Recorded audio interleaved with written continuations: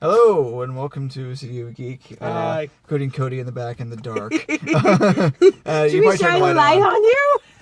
And we just got out of watching Brightburn. Brightburn. We all saw Brightburn, and I saw Aladdin You know what? I'm going to do it beforehand. like this. It's creepier this way. Yeah, of course not. Creepier There's than the someone in movie. the back seats. No. No. It's like urban legend. Oh, no. Oh, it could be worse. But yeah, we just got to... That's how it could be worse. Yeah, or... I haven't seen the third one. But Mary Herron directed the third one, so that could be something. Anyway, we just got out of seeing Brightburn, produced by James Gunn, written by his brother and cousin. I was going to say, someone related to and him. Directed by someone with a name I can't pronounce. It further proves, though, it's not how good or talented you are, it's who you know. Yeah, because I don't think about the Guns. How many fucking guns are there? I know there's Sean, now there's Mark and somebody else. Yeah, I don't know. Well, I'm convinced That's a in lot. Gilmore Girls was like 5 Kirks running around, so Yeah, that's true. a lot of Sean Guns. Or a lot of clones. So we just got out of Brightburn, the new superhero horror origin story type thing, which is in the trailers. It's laid out to be like a dark Superman, like Red Sun type thing, but not quite. What do you guys think? What's your first impressions? I saw Prodigy. Yeah. Ergo, I saw this. Brightburn. Prodigy with more superpower. Yeah. Flat. I'll be honest, I spoiled it for myself beforehand, which I do with almost every movie I possibly can.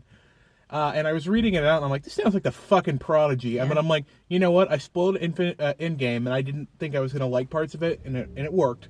I'm like, okay, you know what? Maybe this will work.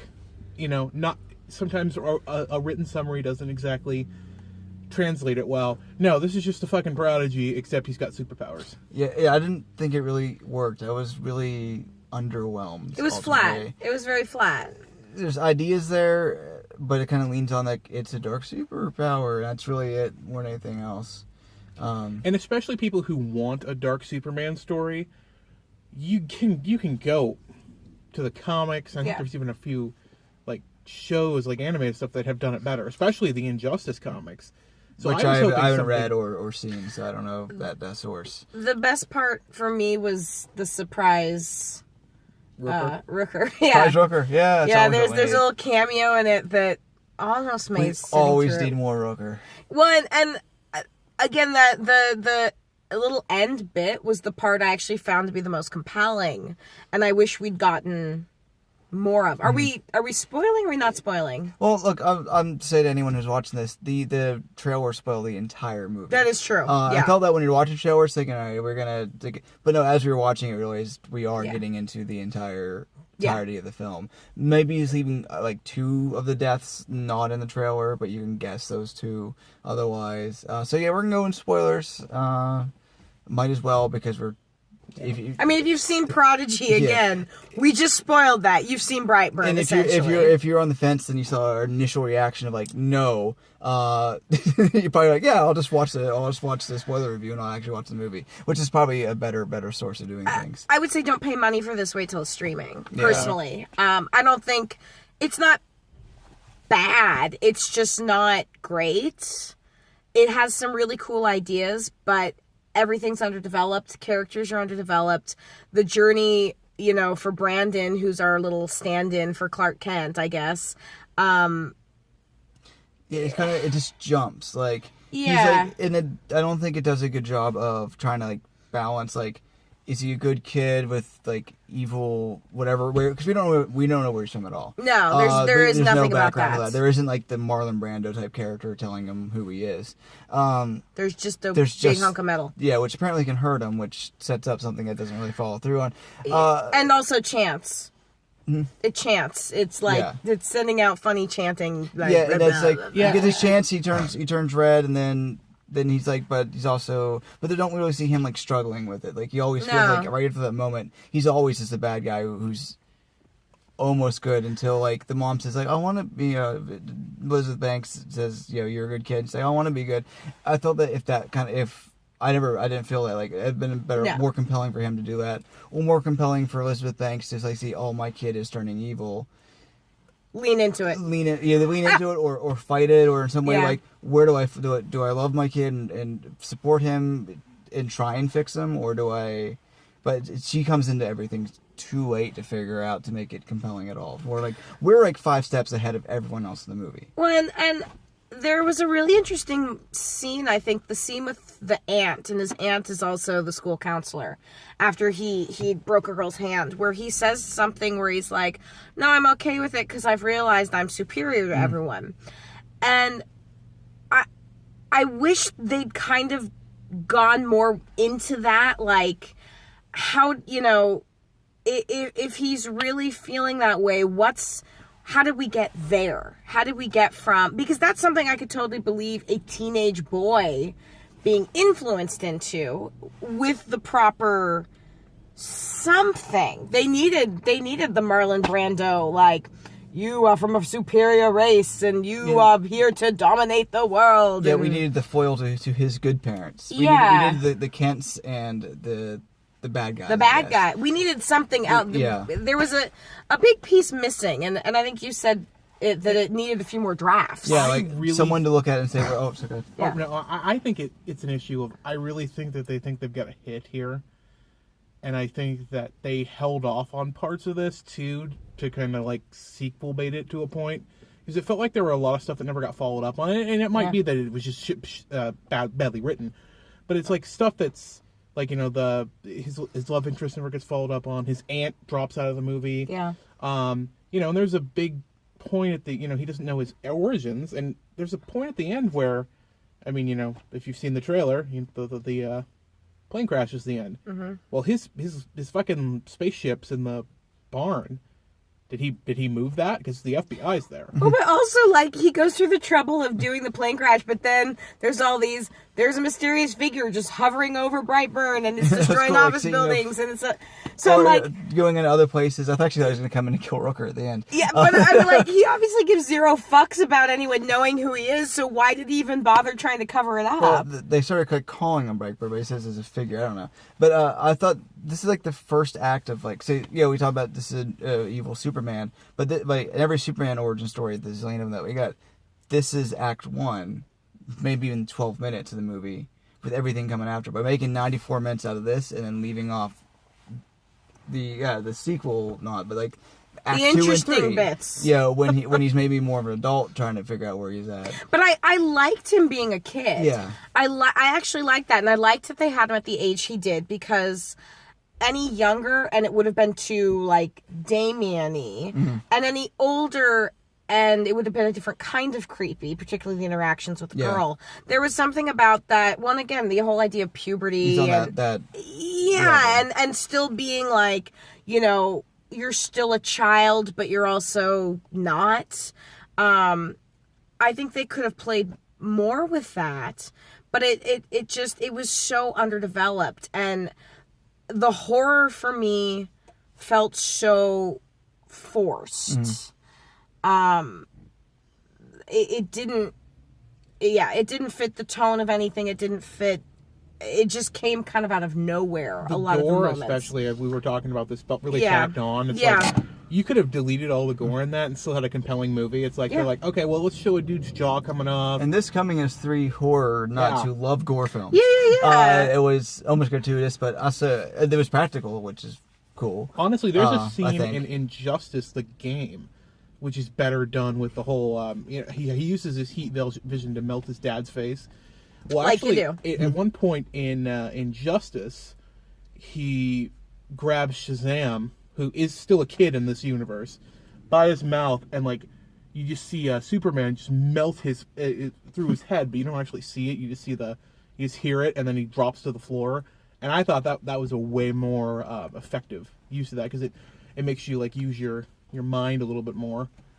Well, and again, I like gore. Don't get me wrong, but it's just the motivation for why he's doing all these things was really lacking. Like, it seemed like for a while they were going down the, well, I'm superior route. But all right, so then what are you trying to do? Are you trying to be a god? In which case, I want to see... He has that programming saying destroy the world or take the world, whatever. Right, but then what's the end goal? Are you just obliterating mankind, and then you're going to be the, you know, cool, now you're around nothing. There's nothing left. You killed everybody. Yeah, so much as a sketch of it rather than a full-fledged Right. idea. Like, what are you looking to do? Are you looking to rule the world? In which case, what's the plan? There was no development. There was no...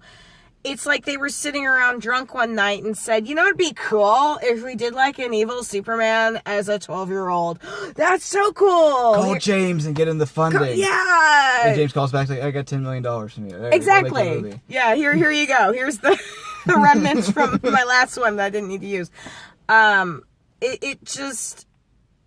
think it really proves, like, you can't make a full movie on a cool concept. It was a cool concept. That's it. Yeah.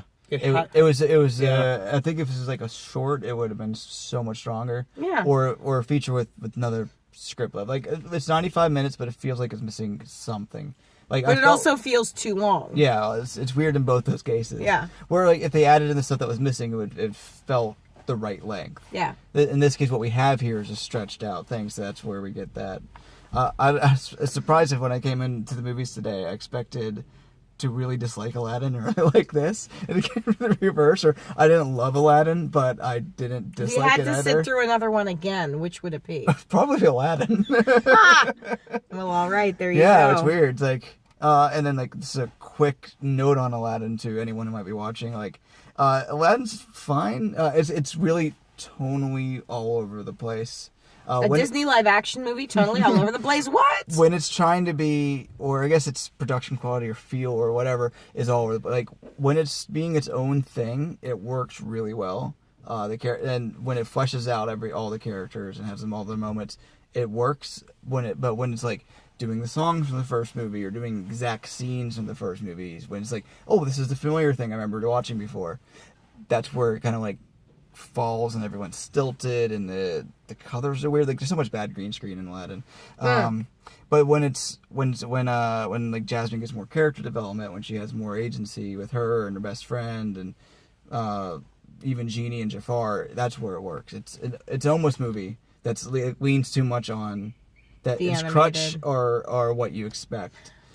So they would have been better off if they had just said, we're going to make a live action Aladdin loosely based on the Disney version, but not trying to recreate an animated movie. If they maybe cut the songs, it'd be right. No, Friend Like Me is a lot of fun. There's a lot of clever stuff there, and Will Smith is not trying to be Robin Williams. Because you can't be. And he brings his own version of Genie, but also brings a lot of the same energy, but a different, I guess. But he brings a lot of energy, but like a different sort of energy. If they had maybe cut the songs, maybe moved some things around, it would have been a stronger film. But I think if they did cut the songs or cut the bits people expected, people like, you changed my Aladdin, you know. It's like Force Awakens to Last Jedi. It's too similar. It's too different. It's maybe a hard just thing stop to do. making live action versions of Disney movies that were cartoons first. What they need to do, Disney version of The Prodigy. I would watch that. I mean, there was no really explanation of why he turns evil, too. It's like, is he possessed by the ship? Is he being fed the fog? Really vague. I mean, there's no naked Hungarian serial killer possessing him like in Prodigy, so... And I don't always want all the answers, like, spoon-fed to me, but also that I want a little more than the sheer vagueness. Like I said, if they went in discussing and had his personal fighting over who he is, that would have been work. But it's like, it kind of just throws it out there and kind of lets you like... Or again, if you were seeing this kid who was being...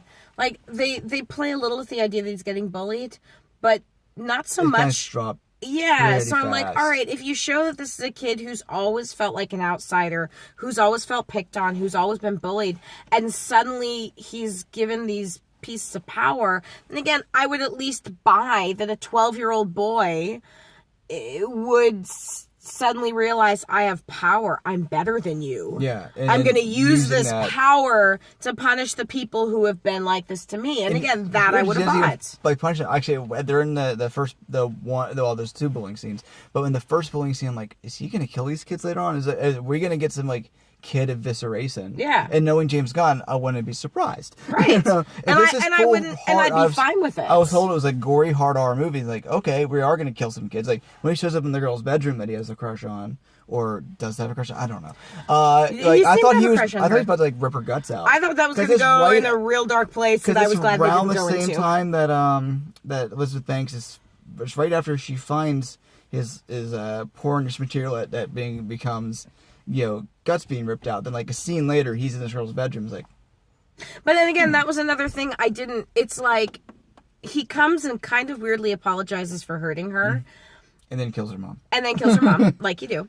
But then that whole thing is just dropped. Yeah. And I'm like, I thought for a while, well, maybe she's going to be the key to, maybe she's his... I don't know. What was Superman's... Well, it'd be Lana Lang. I was going to say, it's not Lois, it's Lana. But there... I think that's the disappointing thing, is that there was a lot of really interesting directions they could have gone in, and they just didn't. And I don't know if that's lazy filmmaking they got more interested in. But we could have a shard of glass that we watch a lady pull out of her eye. Why would you do that? I know. Well... I can see it's a cool visual. Because I like ocular terror. So. Well, and I liked the shots where it was she was having trouble seeing. That was really cool. I like that. That was cool. And you can see him kind of like half in the blood. Yeah. That was a really cool idea. I like that. And there were some really cool shots and setups, particularly with him and his weird mask, and you were seeing these touches of him. There was some very nicely done stuff with that. When she's down in the making the shiv out of a piece of the ship, and you see that's where the body of the mom was. Yeah. And it was just like his porn pictures he had. First you see the little bees, the backwards bees, and then you see her. And there's some good stuff in there. Just it needed a better script. I thought the performances were fine. I loved the Banks. The kid was maybe a little too disinfected. But you know what I mean. Yeah. Disaffected. And he reminded me of an adult actor, and the whole time it was driving me crazy who he looks like, because I can't figure it out. He's it was funny enough, he just played he's in one scene of an Endgame. He plays the kid Scott Lang when he comes like guys before he comes an adult. He's in like that one sequence there. I thought he was in something else, and I looked him up before the movie. He's like, oh no, just this Endgame, but yeah, he was a little too detached. Like from the whole time. Yeah. Like it was, you're not really connected or invested. And I think that was it too, that I wasn't connected or invested in many of the characters. I like Elizabeth Banks, and again, I think with the material she did a fine job. Although I kept wondering the whole time, is she pregnant? In the first opening scene, she was totally pregnant. Because there's that opening scene she totally has. And even when she was wearing the overalls, I was like, the way they're costuming her this whole time, to me, looks like they're trying to hide that she's pregnant. Because she was absolutely pregnant in the opening scene. Like, okay. 100%. Like, no way. I saw that, I'm like, she's pregnant right now. Okay, I'm glad it wasn't just me. And I was like, is there going to be a line about them, like, losing a baby?